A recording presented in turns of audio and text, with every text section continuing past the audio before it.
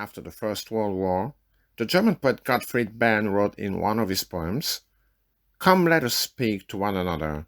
Those who don't speak are dead." He wrote this against the background of utter bewilderment of a people that had just seen the breakdown of a great empire and were experiencing political and economic insecurity. They had come to accept silence as the only way to survive in the upheaval of the time. World Peace Day marks the week during which the United Nations General Assembly starts in New York. It meets for about the last 4 months of each year, with all UN member states able to be present. The General Assembly is an opportunity of speaking to one another, not only in the formal meetings but also with food, drinks, and informal meetings. In this way, individuals discover values which put the common good and justice above prestige, competition, and dependence on additional influence from outside. The General Assembly is a time to become aware of new situations, to assess the possibilities for change, and to plan for specific actions.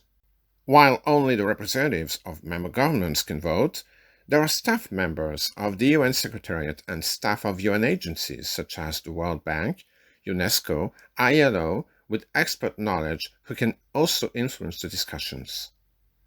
Even though the representatives of non-governmental organizations have no formal input into the General Assembly, they do contact delegates and get a feeling of the issues on which governments may be willing to act. Within the UN General Assembly, each state has an equal vote, one state, one vote. There have been proposals for some sort of weighted voting system that would reflect population size and economic production. While in fact states have in practice unequal power, there has never been an agreement to change the one state, one vote system. Thus, much depends upon the skills and personality of individual ambassadors. There have been ambassadors from small states who have played important roles as mediators or in presenting new ideas. The staff of regional governmental organizations, such as the European Union and the African Union, are also present. The regional organizations hope that all that member states will vote together in the same way, but that is rarely the case. Individual perceptions and interests often win out over regional solidarity.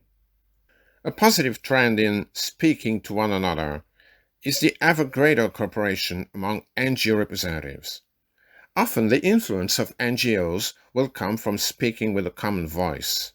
This cooperation is highly visible in the UN Human Rights Council, where NGOs have the possibility to speak directly in the Council procedures. NGO cooperation is less visible at the General Assembly, where it is in private discussions that NGO concerns are expressed. However, NGO influence is growing, and NGO participation in World Peace Day is an outstanding example, which will continue to be strengthened.